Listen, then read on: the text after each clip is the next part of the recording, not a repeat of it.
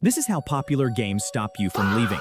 Drive too far into the wasteland in Mad Max, and you hit the big nothing, a place the game warns you not to enter. Pretty lady.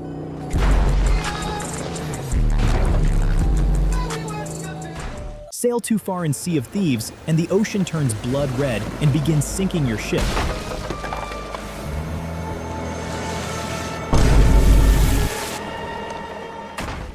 Swim too far in Jak and Daxter, and a lurker shark drags you back before you get any further.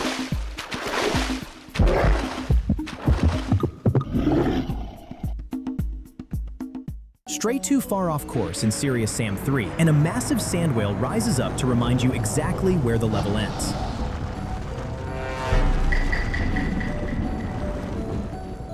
Push past Assassin's Creed's map, and the entire simulation collapses around you.